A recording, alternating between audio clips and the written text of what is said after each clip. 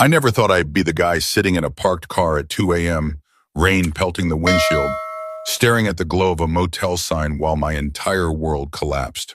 But there I was, watching my wife of 12 years slip into room 114 with a man who wasn't me. My hands gripped the steering wheel so tight my knuckles turned white, and I felt something break inside me. Not just my heart, but my entire understanding of my life. Let me back up. My name is Nathan Porter. Everyone calls me Nate. I'm 38, work as a civil engineer, and until 3 months ago, I thought I had a pretty decent life. Nothing extraordinary, but solid. The kind of life you build carefully, brick by brick. My wife Melanie, meld of friends and family, worked at Silver Creek RV Sales, one of the biggest recreational vehicle dealerships in the state. She was their top salesperson 4 years running. Mel knew everything about those vehicles, could tell you the engine specs, the towing capacity, the difference between gray water and black water tanks. Customers loved her because she never talked down to them, even the ones who didn't know the first thing about RVs. She had this way of making people feel comfortable, making them laugh. It's what made me fall in love with her all those years ago. "You should have seen this couple today," she'd say, kicking off her heels after work. "Husband insisted he needed the biggest diesel pusher on the lot. Wife kept giving me these looks. I ended up showing them a nice compact Class C that gets twice the mileage. By the end, even he admitted it was the better choice." Those stories were our ritual. She'd tell me about her day, the characters she met, the sales she closed. I'd tell her about whatever bridge or highway expansion I was working on. Not as colorful, but she always listened. We'd have dinner, maybe watch something on TV, then head to bed. Simple, comfortable. At least that's what I thought. The first sign something was off that came in early February. Mel stopped sharing her work stories. At first I didn't think much of it. Everyone has quiet phases, right? But then I noticed other things. She started taking more time getting ready in the mornings. New clothes, different perfume. She'd check her phone constantly, turning away slightly when texts came in. "Everything okay at work?" I asked one night over dinner. Takeout Chinese that was getting cold while she scrolled through her phone. Yeah, fine." She didn't look up. "Just busy. We got a new shipment of Airstreams." "That's good, right? Those always sell well." "Yeah." She put the phone down finally, gave me a quick smile that didn't reach her eyes. "How's the Robertson overpass coming along?" That was the first time I felt it, that cold knot in my stomach. Mel knew I wasn't working on the Robertson project anymore.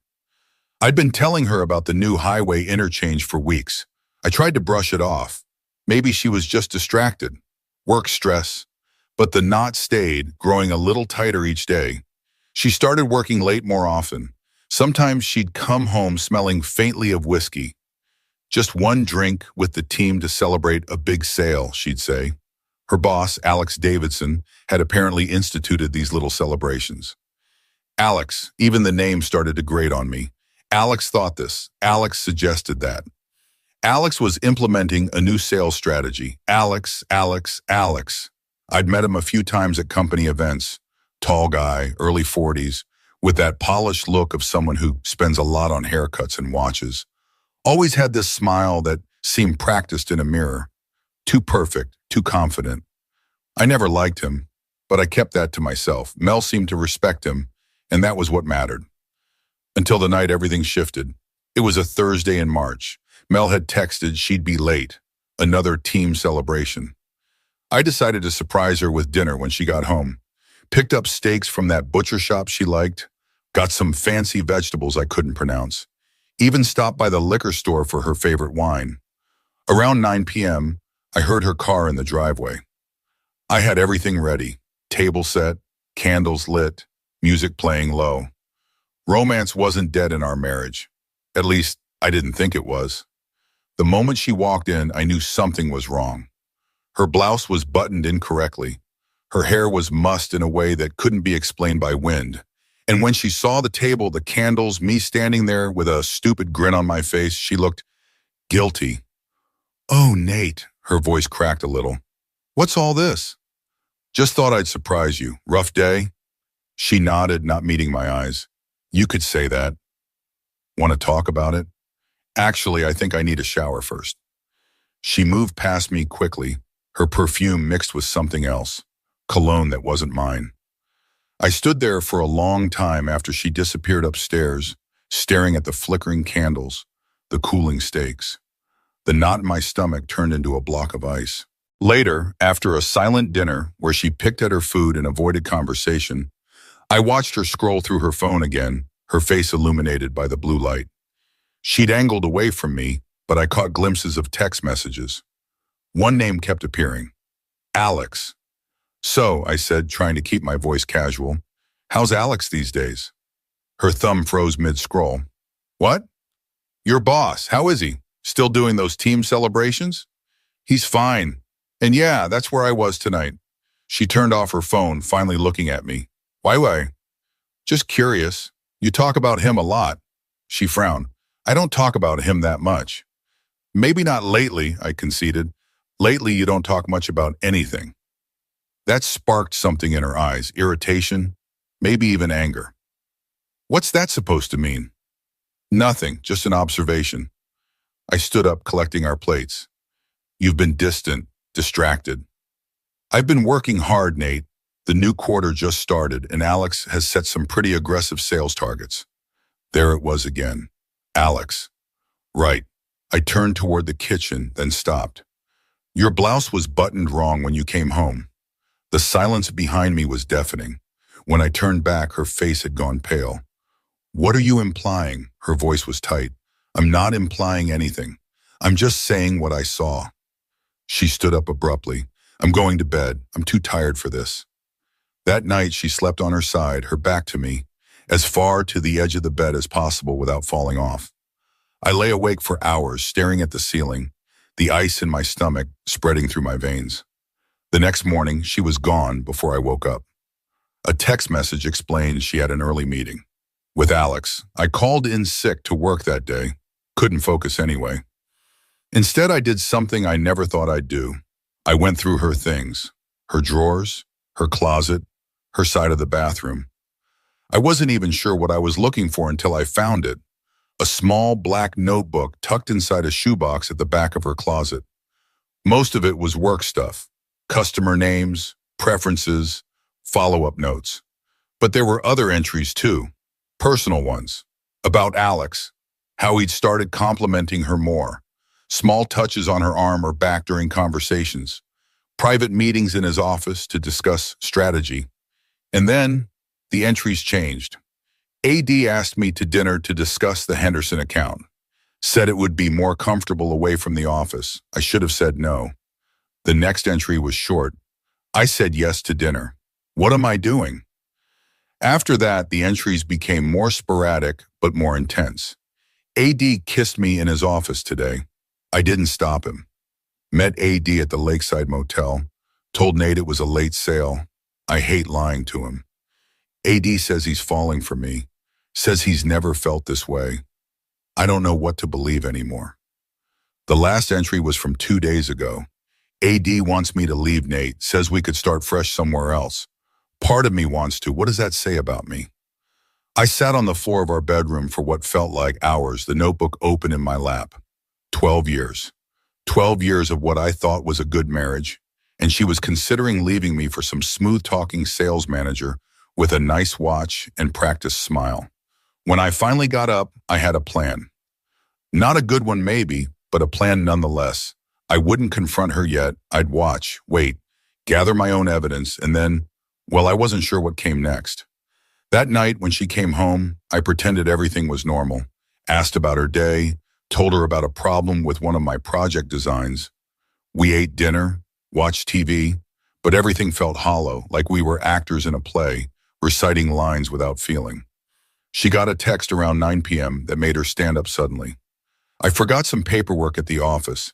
The Hendersons are coming in tomorrow morning, and I need to review their file. Want me to drive you? I offered. No, I'll be quick. She was already grabbing her purse, keys. Don't wait up if you're tired. After she left, I waited 10 minutes, then followed. Not to her office, as it turned out, but to the Lakeside Motel on Route 16. I parked across the street and watched as she pulled into the lot, checked her makeup in the rearview mirror, and then walked to room 114. Alex was waiting at the door, and that's how I ended up sitting in my car at 2 a.m., rain streaming down the windows, watching the door of room 114 like some pathetic character in a bad movie. She came out at 2:17 a.m. exactly. I know because I checked my watch, wanting to remember the precise moment my marriage officially died in my eyes. Alex kissed her at the door, not a quick peck, but deep and lingering. His hand slid down her back, lower than any boss should touch an employee. She didn't push him away. I followed her home, staying far enough back that she wouldn't notice. Watched as she pulled into our driveway, checked her appearance again, sprayed something, probably perfume to mask his scent, and walked into our house. I gave her 20 minutes to shower and get into bed before I went inside. She was pretending to be asleep when I entered the bedroom. I stood in the doorway for a long time, looking at her shape under the covers, the woman I thought I knew.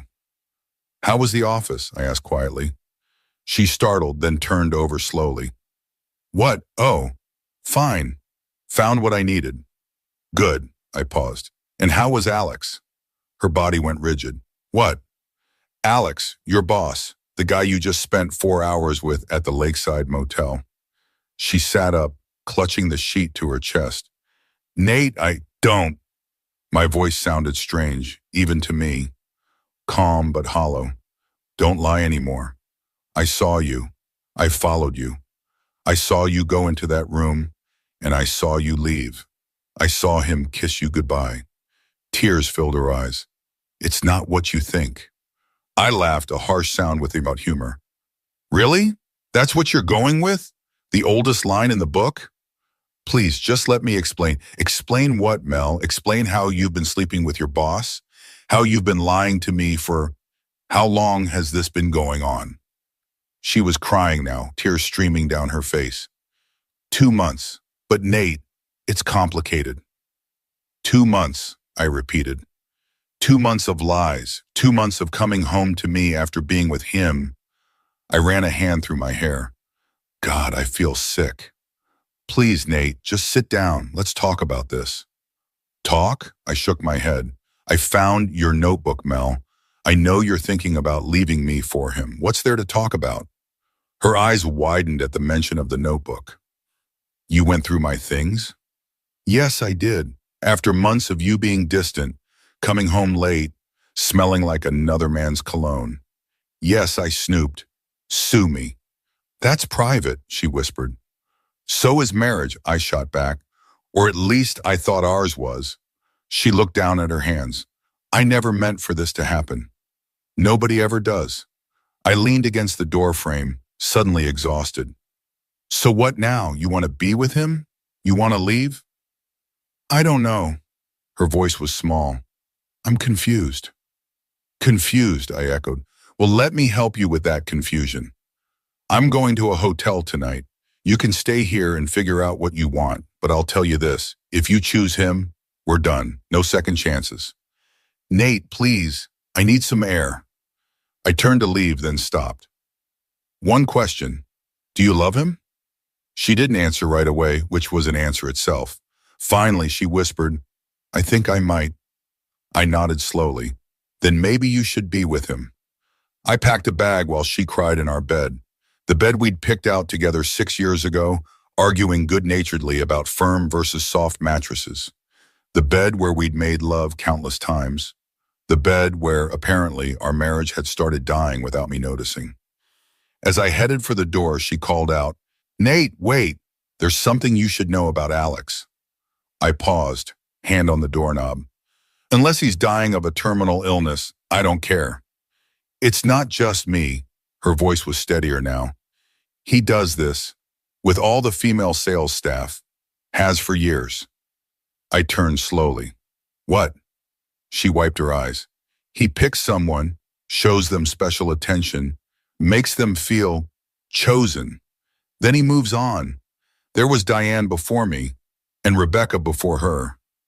"And you knew this when you started sleeping with him?" I couldn't keep the disgust from my voice. "I thought I was different," she said quietly. "He said I was different."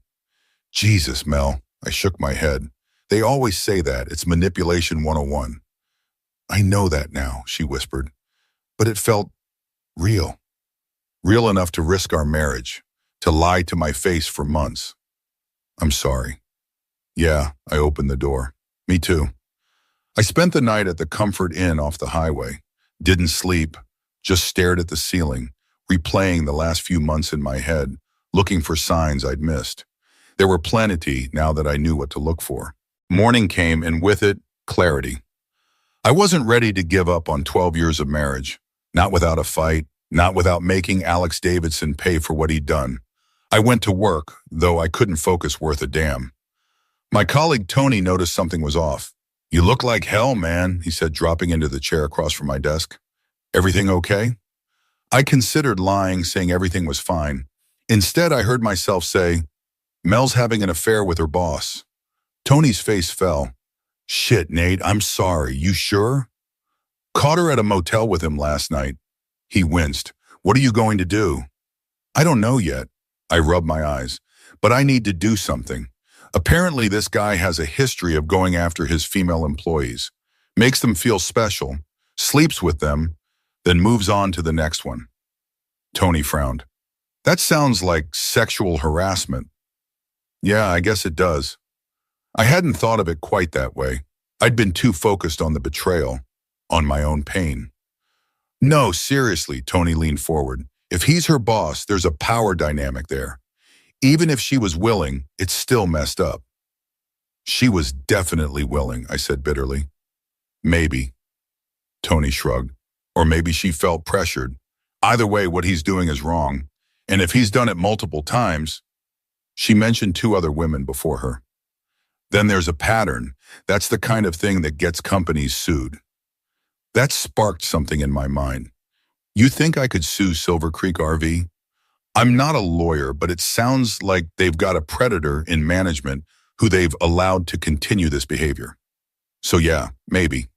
He paused. But is that what you really want, to sue your wife's company? I didn't know what I wanted. Revenge, maybe. Justice, some way to make sense of the mess my life had become. Look, Tony said, my sister went through something similar at her accounting firm. Partner kept coming on to her, making it clear her career would advance faster if she was friendlier to him. She eventually reported him, and it turned out he'd done the same to at least 4 other women. What happened? The firm settled quietly to avoid publicity. The partner was asked to leave. My sister got a decent payout and a good recommendation for her next job. I nodded slowly. I need to talk to Mel again. Get the full story. Just try to keep an open mind, Tony advised. Affairs are never simple. And when it's a boss, an employee, there are layers there. I texted Mel asking if we could talk that evening. She responded immediately. Yes, please come home. I need to tell you everything. The workday crawled by. When I finally pulled into our driveway that evening, my stomach was in knots. Part of me wanted to forgive her, to try to rebuild what we had. Another part wanted to walk away and never look back. And a small, dark part wanted to find Alex Davidson and beat him senseless. Mel was waiting in the living room, eyes red-rimmed from crying. She'd made coffee, which sat untouched on the table between us. I'm sorry, she said as soon as I sat down. I know that doesn't fix anything, but I need to understand how this happened, Mel, all of it. She took a deep breath. It started small, compliments about my sales numbers, then compliments about my appearance, private meetings in his office that would run late. He'd pour us both a drink, say we deserved it after a long day. And you didn't see where this was heading? I thought he respected me professionally, she said quietly. He talked about promoting me to sales manager, said I had potential. Was that before or after he started touching you? She flinched. During, I guess. Looking back, it was all calculated. The way he'd stand too close, the casual touches that became less casual, always when no one else was around. And you let it happen. Yes, she met my eyes directly. I did. I was flattered. Things between us had been routine. He made me feel desired, important. That stung. So this is my fault? I didn't compliment you enough, so you slept with your boss? No, God, no. She shook her head vehemently. This is my fault, my weakness, my terrible decision. I'm just trying to explain, not excuse. Keep going, I said, my voice tight. The first time he kissed me was after the year-end sales banquet. We'd all had too much to drink. He offered to drive me home, but we stopped at his office to review something important. There was no review, just him, kissing me, telling me how amazing I was. I closed my eyes, not wanting to picture it. I should have stopped it there, she continued. But I didn't. Things escalated. We started meeting after work, at that motel. She swallowed hard. I told myself it was just physical, that it didn't mean anything, that what you and I had was different, deeper. But then you started having feelings for him. She nodded miserably. He said all the right things, that he'd never felt this connection before, that we could have a future together. She laughed bitterly. I was such a fool. What changed? Yesterday, after you confronted me, I called him, told him you knew everything. Want to know what he said? Her voice hardened. He said it was probably for the best, that it was getting complicated anyway, that I should take some time to sort things out with my husband while he focused on some pressing business matters. Pressing business matters, I repeated. Like who his next target will be. Probably. She wiped away a tear. There's a new girl in finance, Jessica. She's 24, just out of college. I've seen the way he looks at her in meetings. So he was already moving on. I think so. She looked down at her hands. That's when it all became clear. What I'd risked. What I'd thrown away. For what? A man who saw me as temporary, disposable. We sat in silence for a long moment. Outside, a neighbor's dog barked. Inside, the clock on the mantel ticked loudly. I want to fix this, Nate, she finally said. I know I might not deserve another chance, but I'm asking for one. I'll do whatever it takes. Therapy, a different job, anything. I studied her face, the face I'd woken up to for 12 years, the face I still loved, despite everything. I don't know if I can trust you again, I said honestly. I understand that. She nodded. Trust has to be earned. I'm willing to try if you are. And what about Alex? He just gets to move on to Jessica like nothing happened? Her expression changed, hardened. No, he doesn't. What are you thinking? I've been thinking about this all day, about what he's done, not just to me, but to Diane and Rebecca before me. And now he's setting his sights on Jessica. She leaned forward. I want to stop him, Nate. I want to make sure he can't do this to anyone else. For the first time since this nightmare began, I felt something other than pain and betrayal. A sense of purpose, maybe. How? I've been keeping records, she said. Texts, emails. I recorded some of our conversations. Not the intimate stuff, but the things he said about my career, about promotions being tied to our special relationship. She looked at me steadily. I think it's enough to build a case. A harassment case? Yes, but I can't do it alone. She hesitated. The other women, they're afraid. Diane still works there. Rebecca left but signed an NDA as part of her severance. They have more to lose than I do. And you? I have everything to lose, she said quietly. My job, my reputation, you. Her voice broke on the last word. But I'm already losing those things, aren't I? At least this way, something good might come from my mistake. I considered her words. Was this genuine remorse, a desire for justice? Or just a way to win back my sympathy? I couldn't be sure.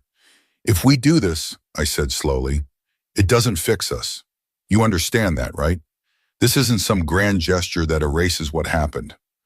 I know, she whispered. This isn't about us. It's about him. About making sure Jessica doesn't end up in the same position. I nodded. Okay, what's your plan? The plan, as it turned out, was both simple and risky.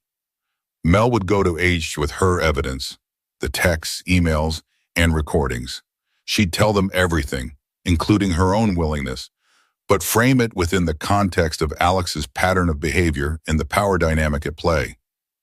What if they fire you on the spot? I asked. They might, she acknowledged, but they'd have to fire Alex too, or risk a lawsuit. And if they fire me for coming forward about harassment, that's retaliation. You've thought this through. I have. She looked determined. I talked to a lawyer today just to understand my options. She said I have a case, especially with the evidence I've collected. A lawyer? I was surprised. That was proactive. I need to fix what I can, Nate. She reached for my hand, then stopped herself. I can't undo what I did to us, but I can try to make sure Alex doesn't hurt anyone else. I didn't take her hand, but I nodded. When are you going to H? Tomorrow morning, first thing. Do you want me to come with you? She looked surprised. You'd do that? After everything? This isn't about us, I echoed her earlier words. It's about doing the right thing. That night, we slept in separate rooms. I took the guest bedroom, leaving her our bed. Neither of us slept much. Around 3 a.m., I heard her crying softly through the wall. I almost went to her, almost offered comfort, but the wound was still too fresh. I turned over and stared at the wall until dawn broke. The next morning, we drove separately to Silver Creek RV Sales. The showroom was just opening when we arrived, gleaming vehicles lined up under the bright spring sun. It looked so normal, so ordinary. Hard to believe it was the setting for so much deception. Mel straightened her shoulders as we walked in. The HR office is in the back. We passed salespeople setting up for the day, a few customers already browsing the smaller campers near the entrance. A young woman, probably Jessica, I thought, was arranging brochures at the front desk. She smiled at Mel. Morning, Mrs. Porter. Mr. Davidson was looking for you, said to send you to his office when you got in. Mel tensed beside me. Thanks, Jess. I'll be there shortly. Alex's office was visible through a glass wall, corner office, of course, with a view of the entire showroom. He was on the phone, feet up on his desk, laughing at something. He spotted us and waved Mel in, his smile faltering slightly when he noticed me. Change of plans, Mel murmured. Let's see Alex first. Are you sure? She nodded, jaw set. Very sure. Alex was hanging up as we entered, his practiced smile in place. Melanie and Nathan, right? What brings you in today? Shopping for an RV, finally? He laughed at his own joke. No, Alex. Mel's voice was calm, professional. I'm here to give you this. She placed a large envelope on his desk. What's this? He made no move to touch it. Copies of everything, the texts, the emails, the recordings of our conversations about my career advancement opportunities. She made air quotes around the last words. I'm on my way to HR right now to file a formal complaint of sexual harassment and creating a hostile work environment. The color drained from his face. Melanie, come on. This is ridiculous. We had a relationship, a consensual relationship. Did we? Her voice was steel now. Or did you systematically target me because I was your subordinate, just like you did with Diane and Rebecca and who knows how many others? He glanced at me, then back to her. I see. Husband found out, so now you're crying harassment to save your marriage. Classy, Mel. Really classy. I stepped forward. Actually, this was her idea. And for the record, our marriage isn't saved. Far from it. But that doesn't change the fact that you're a predator who uses his position to manipulate women. Alex stood, anger replacing shock.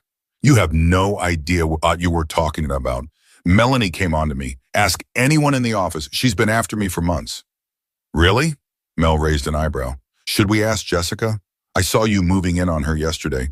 Same playbook, right? Compliments. Private meetings.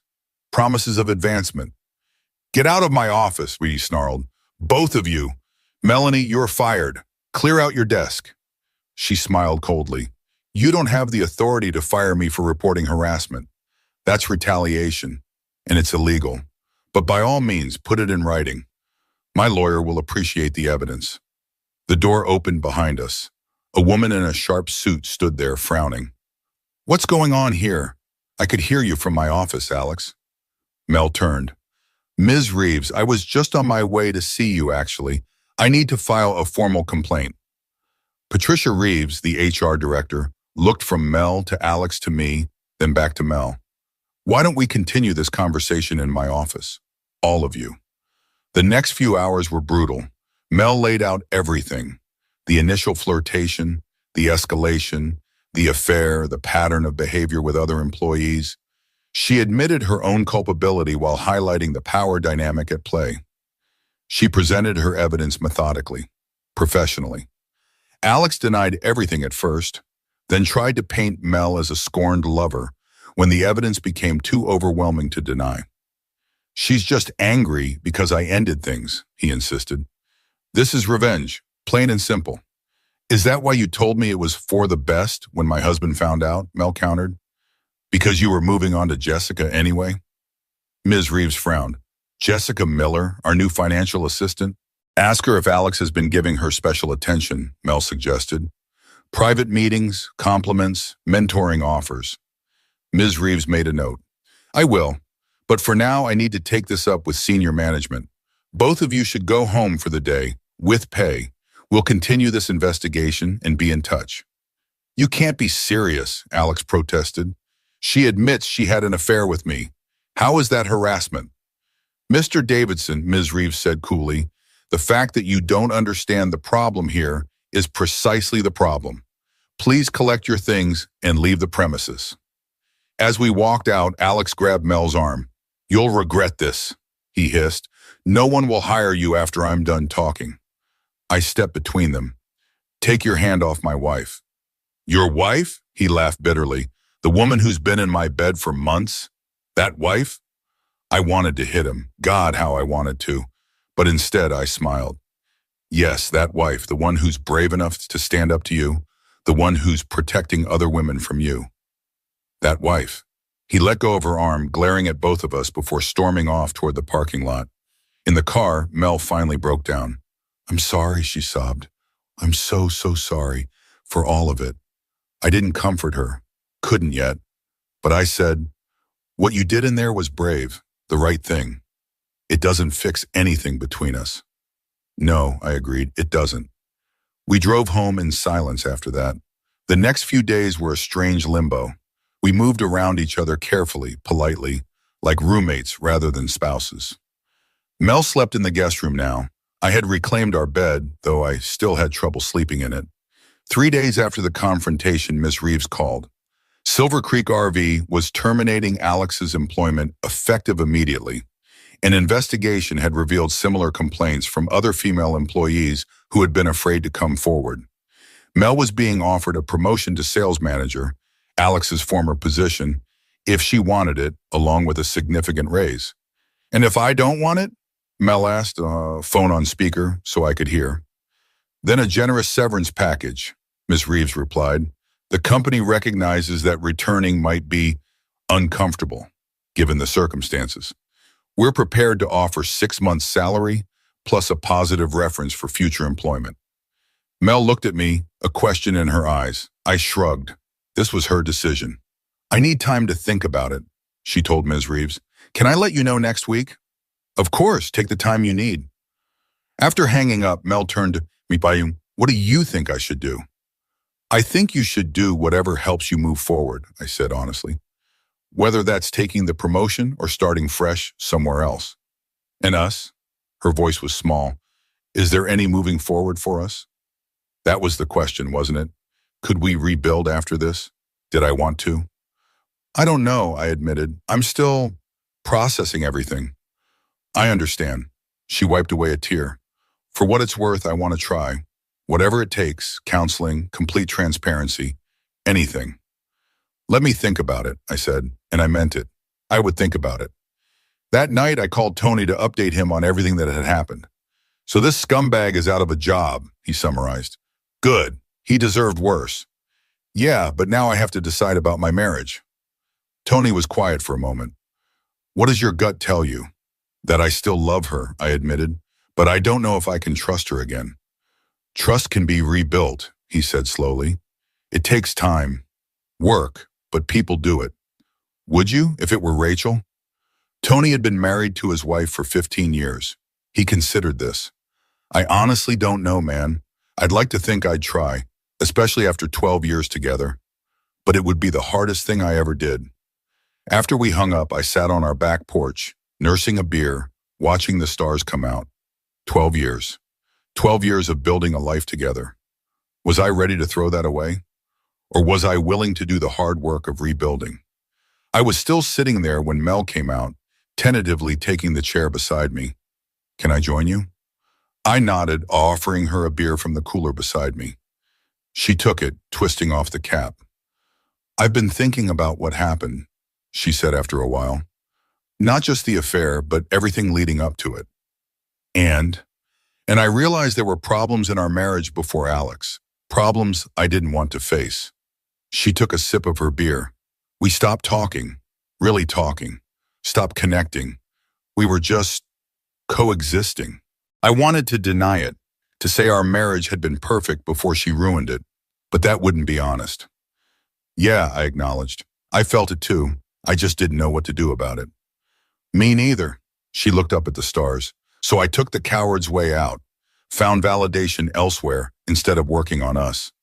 We sat in silence for a while, the night air cool around us. I've decided to take the severance package, she said finally. I can't go back there. Too many memories. I nodded. That makes sense. I'm also going to start seeing a therapist to understand why I did what I did, why I was so vulnerable to his manipulation. That's good. I meant it. Self-awareness was important, whatever happened between us. Nate, she turned to look at me directly. I know I have no right to ask this, but would you consider couples counseling? Not to fix things right away, but to, I don't know, gain some clarity, closure at least, if that's what we need. I thought about it. Counseling wasn't admitting we could save the marriage. It was just a step toward understanding. Okay, I said finally. I'll try counseling. I can't promise anything beyond that. Relief washed over her face. Thank you. That's all I'm asking for. A chance to try. 2 days later, we had our first session with Dr. Levine, a marriage counselor Tony's sister had recommended. It was awkward, painful, revealing. We talked about communication breakdowns, unmet needs, the affair itself. Dr. Levine didn't judge, didn't take sides. She just helped us express what we were feeling. Rebuilding trust takes time, she told us at the end of the session. Months, sometimes years. It requires consistent effort from both parties. Melanie, you'll need to be transparent, patient, understanding of Nathan's triggers and setbacks. Nathan, you'll need to be open to healing, to not using the affair as a weapon in every disagreement. We nodded, both exhausted from the emotional marathon of that first session. Do you think we can do it? I asked her bluntly. Be honest. Dr. Levine considered this. I've seen couples recover from worse, she said finally, but it depends entirely on your commitment to the process. Both of you. Over the next few weeks, we settled into a new routine. Separate bedrooms still, but shared meals. Counseling twice a week. Honest, sometimes brutally so, conversations about our feelings, our fears, our hopes. Mel started a job search, updating her resume, reaching out to contacts in the industry. I threw myself into work, finding solace in the straightforward problems of engineering, where every equation had a solution if you just applied the right formula. One evening, about a month after everything had exploded, I came home to find Mel sitting at the kitchen table, staring at her laptop with a strange expression. Everything okay? I asked, setting down my briefcase. I just got an email from Jessica Miller, the new finance girl at Silver Creek. What did she want? To thank me. Mel turned the laptop so I could see the message. Apparently, after Alex was fired, 5 other women came forward with similar experiences. 2 from Silver Creek, 3 from his previous company. There's a pattern going back at least 8 years. I scanned the email. Jessica wrote that she'd been flattered by the attention at first, but something hadn't felt right. After hearing about Mel's complaint, she'd realized what was happening and felt saved from making a terrible mistake. You did a good thing, I said quietly, coming forward. Maybe, but I still did a bad thing first. She closed the laptop. I've been thinking a lot about why I let it happen, why I was susceptible to his, whatever it was. And I think I was looking for excitement, validation, something to make me feel alive again. She looked at me directly. Our life had become so predictable, Nate, so safe. I love safe, I do, but sometimes I need more. More than I was giving you. More than we were giving each other, she corrected. This isn't about blaming you. It's about understanding what was missing, so we can decide if we want to find it together or apart. That word, apart, hung in the air between us. It was the first time either of us had explicitly mentioned the possibility of ending our marriage. What do you want? I asked, surprising myself with the directness of the question. I want us, she said without hesitation. I want to rebuild, to be better, stronger, but only if you want that too. Did I? The betrayal still stung. The image of her going into that motel room still flashed in my mind at unexpected moments. But underneath the pain, there was still love, still history, still possibility. I'm not ready to decide yet, I said honestly, but I'm not ready to walk away either. She nodded, accepting this. Fair enough. 2 months after D-Day, as I'd come to think of it, Mel got a job offer from Mountain View Recreation Vehicles, Silver Creek's main competitor across town. Better salary, better benefits, no history of workplace harassment. I'm going to take it, she told me over dinner. It feels like a fresh start. I think that's smart, I agreed. When do you start? 2 weeks, she hesitated. There's something else I wanted to ask you. What's that? Would you consider a date with me? She looked nervous, almost shy. Not to pretend everything's fine, but to, I don't know, remember what we like about each other? What brought us together in the first place? A date. Such a simple concept, yet it felt momentous in our current situation. Where would we go? I found myself asking. Anywhere but the Lakeside Motel, she said, a small attempt at humor that actually made me smile. How about Marcello's, I suggested. It was where we'd had our first date, 13 years ago, before marriage, before betrayal, when everything was new and full of possibility. Her eyes lit up. Really? You'd want to go there? Why not? The food's still good, and I took a deep breath. And I'm not ready to give up on us either, Mel. I'm still angry, still hurt, but I want to try. She reached across the table, tentatively taking my hand. This time I didn't pull away. Thank you, she whispered, for being willing to try me. The date at Marcello's was strange. Part awkward first date, part reunion of old friends, part tense negotiation. We stuck to safe topics at first. Work, Tony and Rachel's new house, a movie we'd both wanted to see. But gradually the conversation deepened. Do you remember our first time here? She asked, twirling pasta around her fork. You were so nervous you knocked over your water glass. I smiled at the memory. And you didn't even flinch. Just helped mop it up and kept talking like nothing happened. I was trying to impress you, she admitted. I really liked you. I really liked you too. I met her eyes. Still do when I'm not.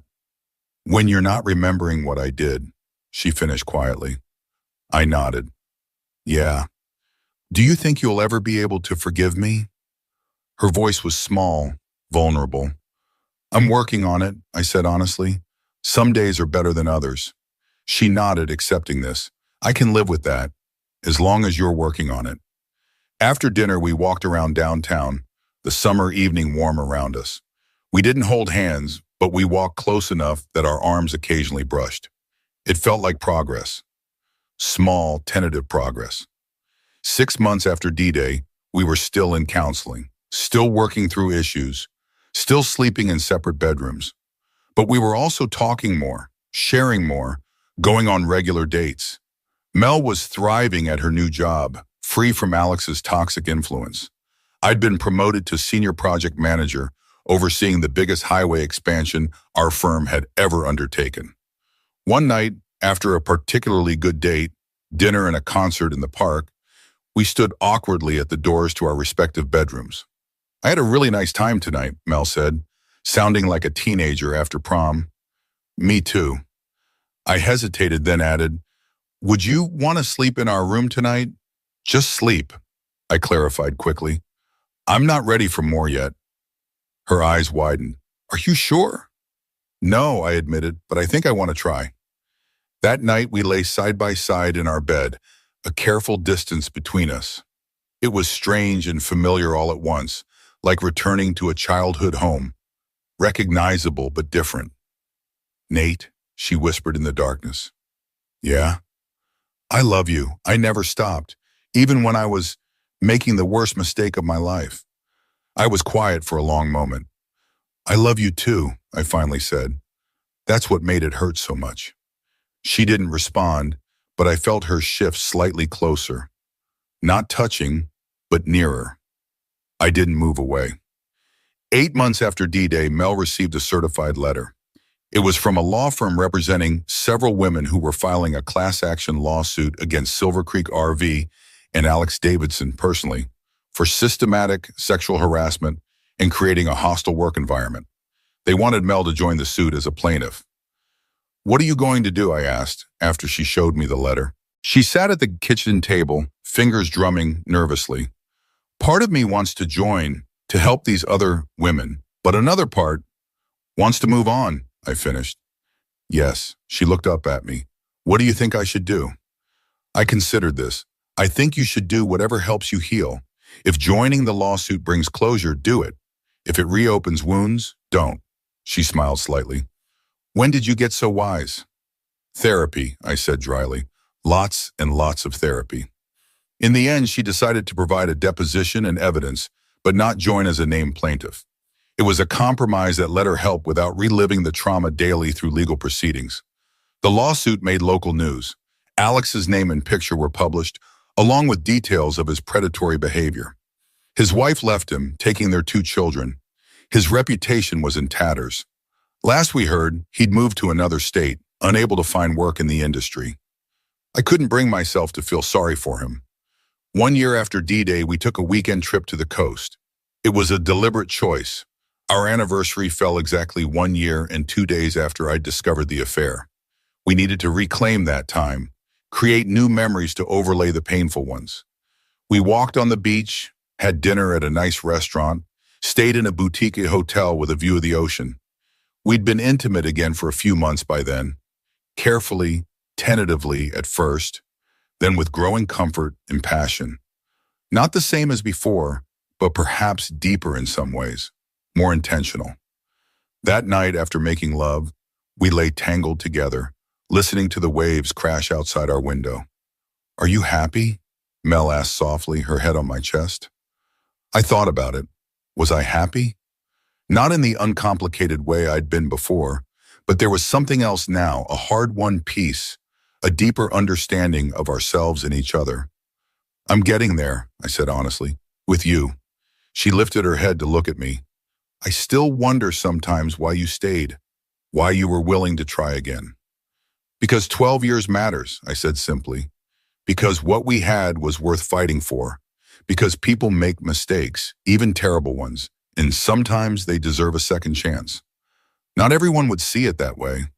I'm not everyone. I brushed her hair back from her face. And neither are you. No, she agreed. I'm just a woman who nearly threw away the best thing in her life, then got lucky enough to get a second chance. We both got a second chance, I corrected, to build something better. And we were building something better, slowly, painfully at times, but with purpose and commitment. Our marriage wasn't perfect. No marriage is. But it was ours, scars and all. We'd looked into the abyss together and chosen each other anyway. There was strength in that choice, a strength I was only beginning to understand. As we drifted off to sleep, I realized something. The knot in my stomach, the ice in my veins that had been my constant companions for months after discovering the affair, they were gone. Not forgotten, but transformed into something else. Something like wisdom, maybe, or forgiveness, or simply the recognition that love is more complicated, more resilient, and more worthy of fighting for than I had ever understood before. 1 year ago, I had sat in my car in the rain, watching my marriage die. Tonight, I held my wife in my arms, feeling our marriage reborn, different, more complex, but alive and real and ours. It wasn't the ending I had expected. It wasn't an ending at all. It was, I realized, a new beginning.